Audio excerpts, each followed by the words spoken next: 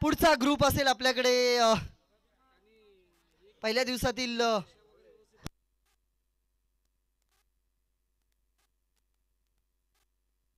दर्यावर्दी विरुद्ध उमेरा 11 वाळवटी आणि किंग कोहली भरडकोल विरुद्ध यान बॉयज या चौघांच्यात आपल्याला ती लढत पाहायला मिळेल.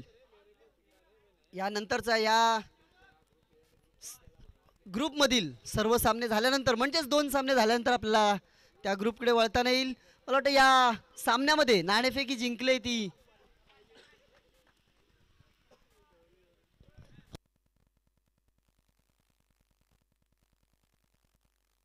सुपरस्टार या संघाने नाणेफेकीचा कौल जिंकलाय आणि क्षेत्ररक्षण करण्याचा निर्णय घेतला. क्षेत्ररक्षण स्वीकारल्यानंतर आझाद फायटर संघाकडून सलामीचे फलंदाज फैजान आणि अरमान.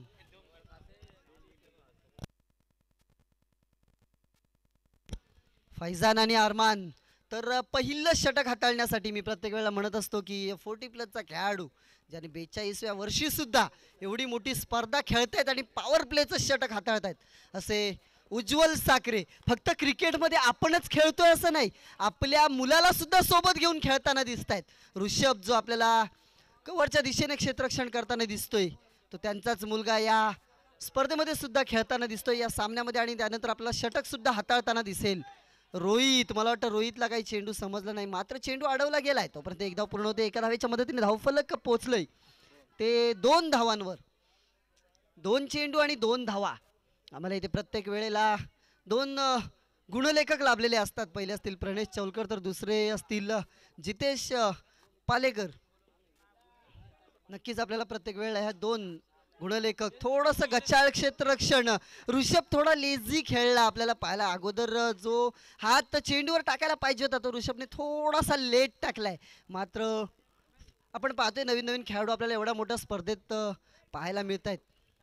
पुढचा चेंडू पुन्हा एकदा फुल टॉस चेंडू. गचाळ चेंडू, खराब चेंडू म्हणता येईल, मात्र त्या खराब चेंडूला सुद्धा चांगला चेंडू बनवलाय तो उज्ज्वल याने फॉलो थ्रू मध्ये क्षेत्ररक्षण करून. धावसंख्या तिथेच थांबवली. 4 धावांवर. 4 चेंडू आणि 4 धावा म्हणजेच प्रत्येक षटकामागे 6 धावांचं गणित अजूनपर्यंत उज्ज्वलने तसंच शाबूत ठेवलंय. आझाद फायटरच्या संघासमोर पराभवी संघाला स्पर्धेतलं अस्तित्व संपवावं लागेल. आता मात्र फैजानने काय केलंय, प्रत्येक वेळेला फटकेबाजी मारून दमला आणि आता फक्त दिशा दाखवली चेंडूला आणि चेंडू पोचला सीमारेषेबाहेर. धावा मिळतील 4. या 4 धावांच्या मदतीने धावसंख्या पोहोचते ती 8 धावांवर. शेवटचा चेंडू बाकी. शेवटचा चेंडू हलक्या हाताने घेऊन काढलाय. खरोखरच याला एक शांत क्रिकेट म्हटलं जाईल. आपल्याला एक चौकार आलाय, दुसऱ्या चौकाराची गरज नाहीये. आपण एकेरी धाव घेऊन स्ट्राईक आपल्याकडे ठेवू शकतो. ओव्हर संपले, स्ट्राईक आपल्याकडे ठेवू शकतो आणि त्यानंतर दुसऱ्या षटकामध्ये सुद्धा फटकेबाजी करू शकतो. धावसंख्या पोहोचते 9 धावांवर पहिल्या षटकाच्या समाप्तीनंतर.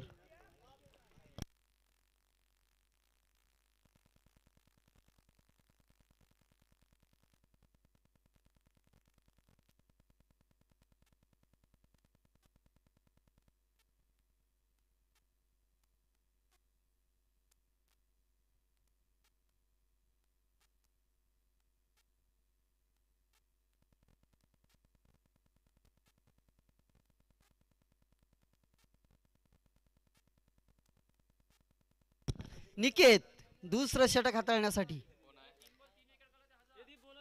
आणि निकेत, तू जर 3 चेंडूवर 3 गडी मिळवलेस तर तुषार चौलकरकडनं 1000 रुपयाचं बक्षीस आहे.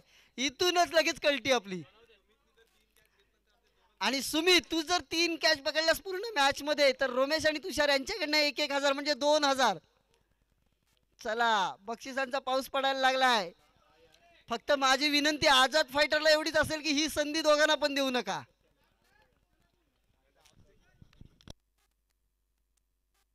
आणि अरमान, तू जर 3 चेंडू मध्ये 3 चौकार मारले, चौकारांची हॅट्रिक मारलीस तर उमेर यांच्याकडनं तुला 1000 रुपये आहेत. पहिले सगळेजण पैसे जमा करा. जर खेळाडूंना नाही भेटले तर ते आमच्या तरी खिशात राहतील. उमेर, तुझे 1000 लकी नाही ठरले रे अरमानसाठी. अरमानला माघारी परतावं लागलं.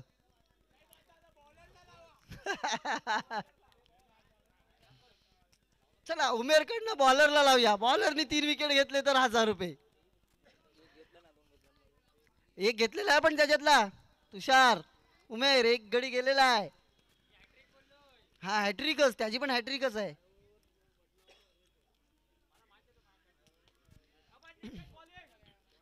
मात्र अंकुश सांगायचं झालं ना तर असं बक्षीस खूप कमी मिळतात खेळाडूंना. कारण बक्षीसच अशी लावली जातात की 3 चेंडूवर 3 चौकार म्हणा किंवा 3 चेंडूवर 3 गडी मिळा म्हणा. जे अशक्य असतं ना, कधीतरी जे शक्य होतं, पूर्णतः अशक्य आपण क्रिकेटमध्ये म्हणू शकत नाही, मात्र कधीतरी शक्य होणाऱ्या गोष्टी असतात त्यावर बक्षीस लावलं जातं. बक्षीस अशा पद्धतीचं लावलं गेलं पाहिजे की शेवटच्या चेंडूवर 4 धावांची गरज आहे, चौकार मारला तर 1000 रुपये. अशा बक्षिसांना जास्त खासियत असते. तर त्या खेळाडूचे होप्स वाढू शकतात, हुरूप वाढू शकतो आणि सामना सुद्धा जिंकू शकतो.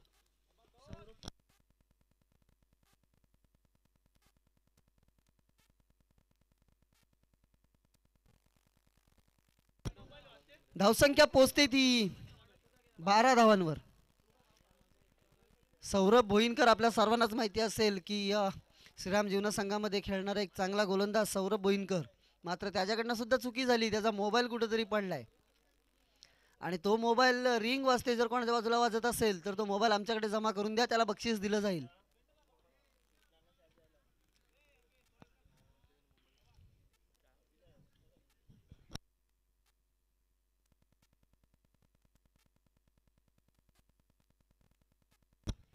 फरदीन खान, मला काही समजत नाहीये आज रोहितच्या हातातून चेंडू का सटकतोय. मला वाटतं रोहितच्या हाताला काही फेविकॉल लावलेला नाहीये.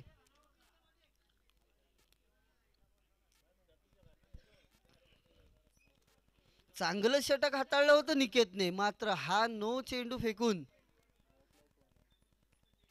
खराब षटक केलं. शेवटचा चेंडू फैजानसाठी. बाहेरून कमेंट्स नको आहेत प्लीज, खेळाडू थोडेसे बावरले जात आहेत. मी म्हणालो होतो मगाशी जितेश, हा नो टाकून खराब षटक हाताळलं याने. कारण एक चेंडू नो भेटल्यानंतर त्याच्या पुढचा चेंडू नक्कीच अशा घडामोडी या होत असतात. 2 षटकांच्या समाप्तीनंतर संघाची धावसंख्या होती ती म्हणजे 18 धावा. म्हणजे जिथे एका षटकामध्ये फक्त 5 चेंडूमध्ये 3 धावा दिल्या होत्या, त्याच्यानंतर एका चेंडूमध्ये 6 धावा खर्च केल्या निकेतने. म्हणून मी प्रत्येक खेळाडूला म्हणत असतो की अवांतर चेंडू हाताळणं ही खूप मोठी चुकी आहे आणि क्रिकेटमध्ये चुकीला माफी नाही. रोहित गोलंदाजीसाठी आलाय. पपीच्या नावाने प्रसिद्ध असलेला रोहित खूप सुंदर गोलंदाज. खूप मैदानं गाजवली त्या खेळाडूने, मुंबईपासून खेळून आलेला खेळाडू. खरोखरच सुंदर गोलंदाजी आपल्याला पाहायला मिळते. रोहित आणि सुमित ही एक फलंदाज आणि गोलंदाजाची अशी जोडी आहे की ती मुंबईपासून खेळून आलेली आहे या संघामधून. पुढचा चेंडू मोठा फटका, गच्चाळ क्षेत्ररक्षण सुभाष याचं. 4 धावा मिळत आहेत.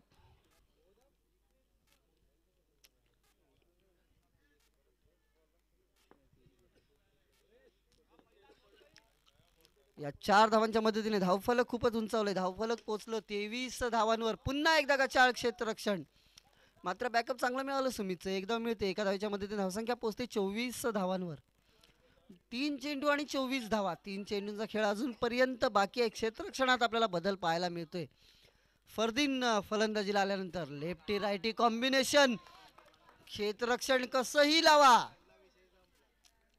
मात्र फरदीन तो चेंडू सीमा पार करणारच. या 4 धावांच्या मदतीने धावसंख्या पोहोचते ती 28 धावांवर. धावांचा डोंगर रचला गेलाय.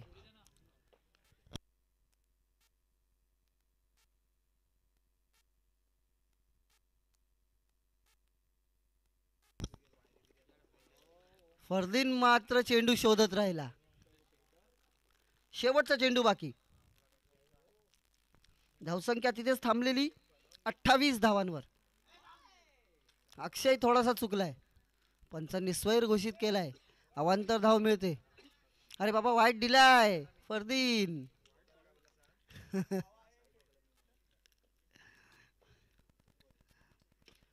मोठा फटका मारण्याचा प्रयत्न, मात्र बॅटची कडा घेतली. मंदारच्या हातात चेंडू जातोय तोपर्यंत एक धाव पूर्ण होते. एका धावेच्या मदतीने तिसरं षटक सुद्धा संपलंय आणि 3 षटकांच्या समाप्तीनंतर संघाची धावसंख्या होती ती तब्बल 30 धावा. म्हणजेच प्रत्येक षटकामागे 10 धावा बनवल्या गेल्यात.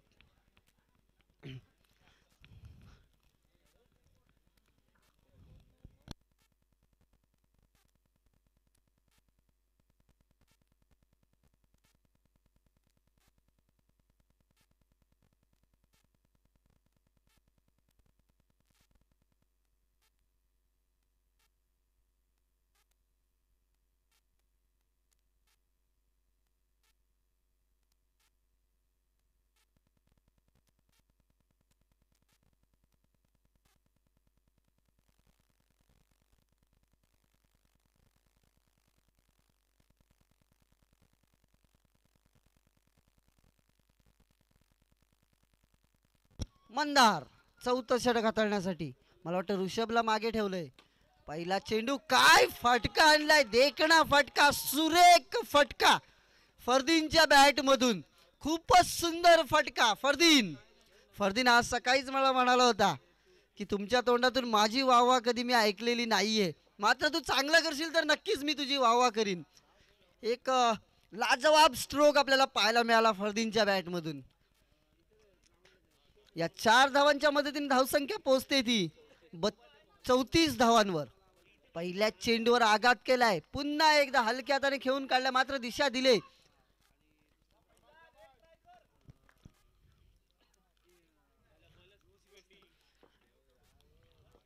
पुढचा चेंडू पुन्हा एकदा स्वैर.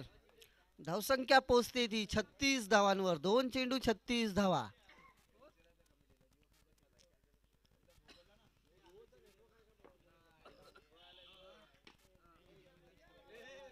सर 2 धावा मिळत आहेत. 2 धावांच्या मदतीने धावसंख्या पोहोचते ती 38 धावांवर.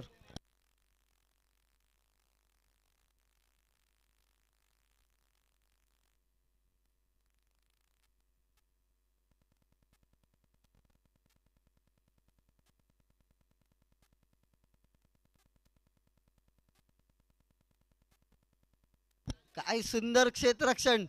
दणका थोडासा जोरातच लागला असेल, मात्र क्षेत्ररक्षण चांगलं झालं.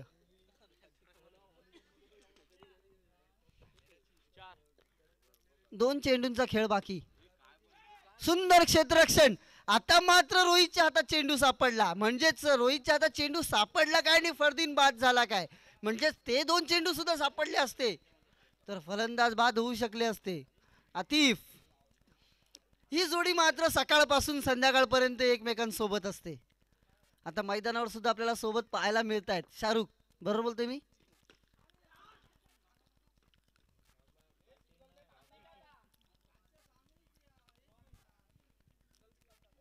पहिलं सत्र संपलंय आणि पहिल्या सत्राच्या समाप्तीनंतर संघाची धावसंख्या होती ती 40 धावा. म्हणजे या षटकामध्ये सुद्धा 10 धावा खर्च केल्यात. 41 धावांची गरज जर स्पर्धेत आपलं अस्तित्व टिकून ठेवायचं असेल तर. मात्र जर पराभवाची धूळ चाकलीत तर आपल्याला या स्पर्धेतलं अस्तित्व संपवावं लागेल.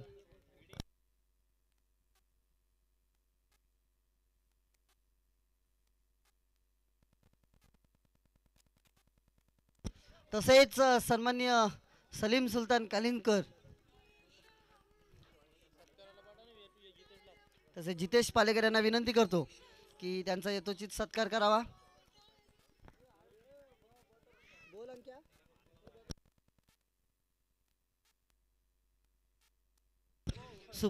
सुपरस्टार साठी सुवर्ण संधी आहे. हा सामना जर सुपरस्टार संघाने जिंकला तर अंकेश काप यांच्याकडनं तब्बल 2000 रुपयाचं बक्षीस आहे संघासाठी. म्हणजे बक्षीस हे आपल्याला रकमेच्या स्वरूपात दिलं जाणार नाही तर एक बाकीचं पुढचं तुम्हाला माहितीच आहे. तसेच सन्मान्य हर्ष धनंजय पालेकर यांचा सुद्धा यथोचित सत्कार जितेश पालेकर यांच्या शुभ हस्ते करण्यात येईल.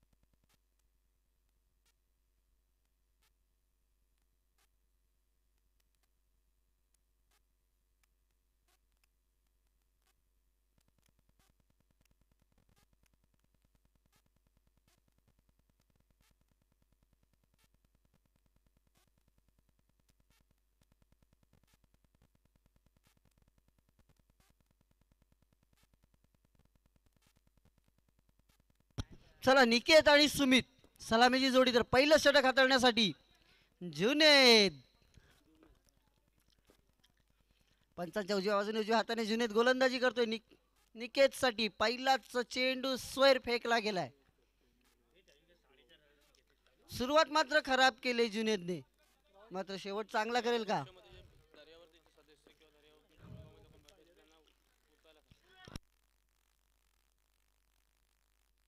खेळाडू कक्षामध्ये जे दर्यावरती सदस्य बसलेत त्यांनी जरा तिथून उठायचं आहे, कारण ते खेळाडूंसाठी खुर्च्या मांडलेल्या आहेत.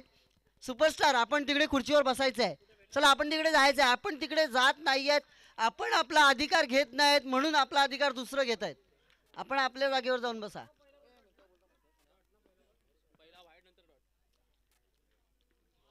काय सुंदर चेंडू. पहिला स्क्वेअर नक्कीच फेकला होता जुनेदने, मात्र त्यानंतरचे दोन्ही चेंडू निकेतला समजू शकलेले नाहीयेत.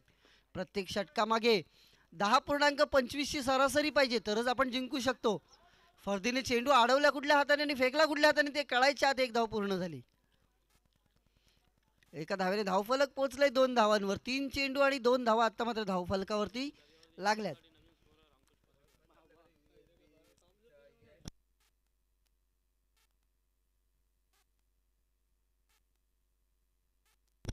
पुढचा चेंडू सुमित साठी. सुमितने आल्या आल्या चेंडू टोलवलाय, मात्र फैजान उपस्थित आहे तिथे.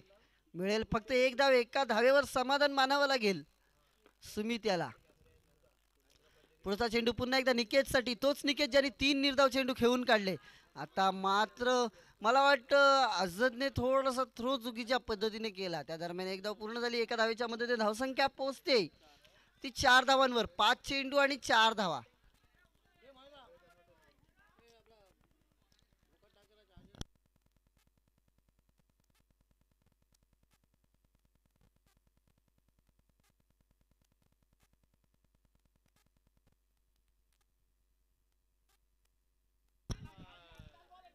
सुमित.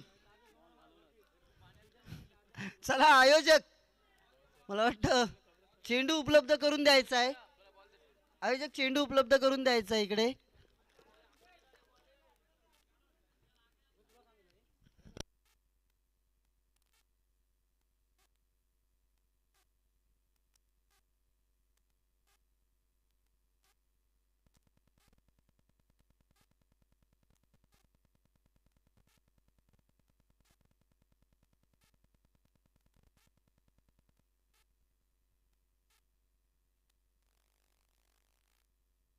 पाच चेंडू आणि 6 धावा धावफलकावरती लागल्यात. मात्र निकेत वारंवार चेंडू डॉट करतोय. फरदीन चुस्त आहे. फरदीनला माहिती आहे काय करायचंय ते. पहिलं षटक संपलं. पहिल्या षटकात समाप्तीनंतर संघाची धावसंख्या तिथेच थांबलेली 6 धावा.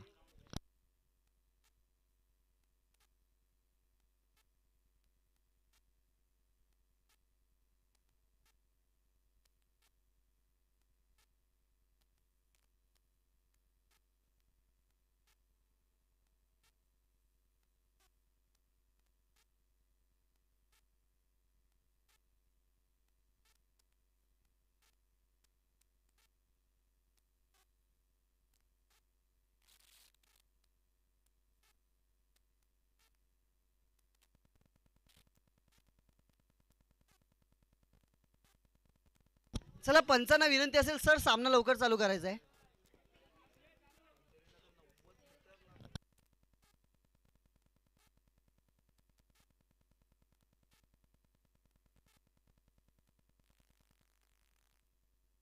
या संघामध्ये एक शाहरुख असा गोलंदाज आहे ना, कोणत्या पद्धतीचा चेंडू कधी येईल ते फलंदाजाला कळत नाही. अरे हो हो जुनेद, एफर्ट खूपच चांगला होता जुनेदचा. आतिफचं बॅकअप चांगलं मिळालं. एक धाव मिळते.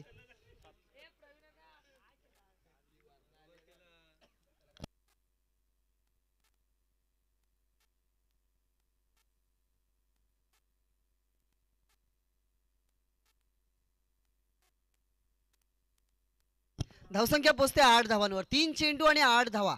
3 चेंडूंचा खेळ अजूनपर्यंत बाकी आहे. दुसरं षटक प्रगतीपथावर आहे. दुसरं सत्र चालू आहे.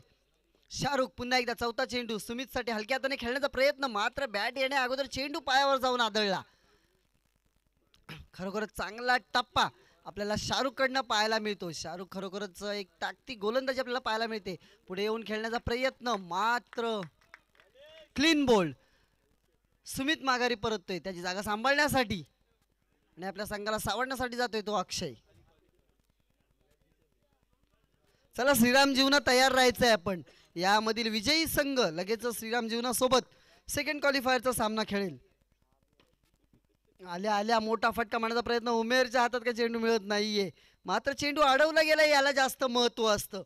एक धाव नक्कीच मिळते. एका धावेच्या मदतीने धावसंख्या षटक संपले. शाहरुख षटक संपले. पहिला dot single single dot wicket single. षटक संपले.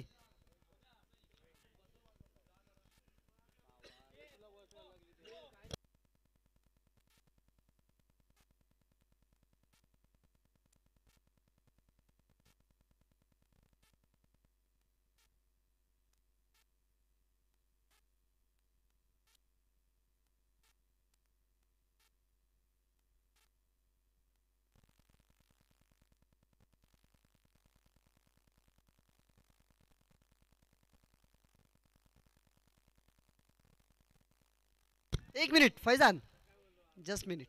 हे रोमे चालव कर.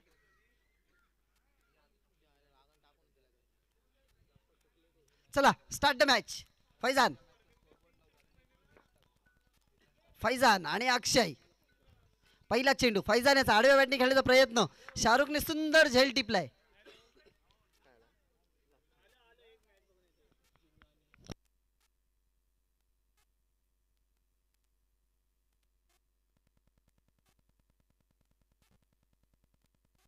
उज्ज्वल फलंदाजीसाठी गेलाय.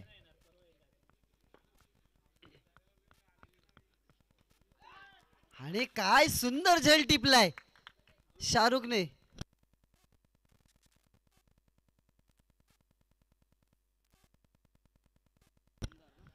मंदार फलंदाजीसाठी. शाहरुख मात्र चांगले झेल टिपलेत. फैजान याची सुंदर गोलंदाजी आणि त्याच्यावर कामगिरी फत्ते करून दिले ती शाहरुखने फैजान याला. फैजान याला 2 गडी मिळण्याचं कारण शाहरुख आहे.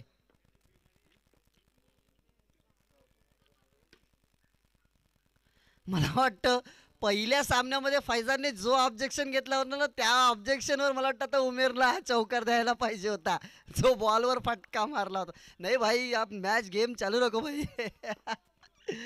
असे प्रसंग क्रिकेटमध्ये होत असतात.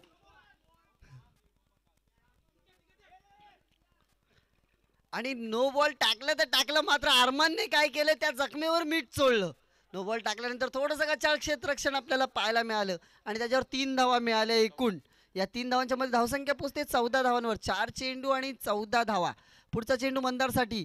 अरे खूपच सुंदर चेंडू फैजानने टाकला होता. फैजानची दाद द्यावीशी वाटते, कारण फलंदाज पुढे येतोय हे कळल्यानंतर आपल्या चेंडूला हळूवार मागे खेचलं फैजानने आणि तो चेंडू टाकला होता. आता मात्र एक वेगळ्या पद्धतीचं क्षेत्ररक्षण आपल्याला पाहायला मिळालं. क्रिकेटच्या मैदानात आपल्याला फुटबॉल पाहायला मिळाला अरमानकडनं. मात्र मी प्रत्येक वेळेला तेच म्हणत असतो, चेंडू आडणं हे महत्वाचं आहे. तिसरं षटक सुद्धा संपलंय आणि 3 षटकांच्या समाप्तीनंतर संघाची धावसंख्या होती ती 16 धावा. शेवटचं षटक हाताळण्यासाठी अरमान. 6 चेंडू 25 धावांची गरज. आता मात्र 24 धावांची गरज. 6 चेंडू आणि 6 चौकारांची गरज आहे. मोठा फटका आणि फैजानच्या गोलंदाजीवर अरमानने चांगला चौकार अडवला होता. मात्र अरमानच्या गोलंदाजीवर फैजान झेल पकडण्याच्या नादात चौकार पाहायला मिळाला. पुन्हा एकदा मोठा फटका, पुन्हा गचाळ क्षेत्ररक्षण. 2 चेंडू 2 चौकार पाहायला मिळाले. निकेतची ही फलंदाजी यापूर्वी पाहायला मिळायला पाहिजे होती. सलामीचा फलंदाज अजूनपर्यंत विकेटवर उभा आहे, खेळपट्टीवर उभा आहे, मात्र जादुई फलंदाजी का आपल्याला त्याची पाहायला मिळाली नाही. पुन्हा मोठा फटका, मात्र उमेरने रोख लावला या चौकारांना.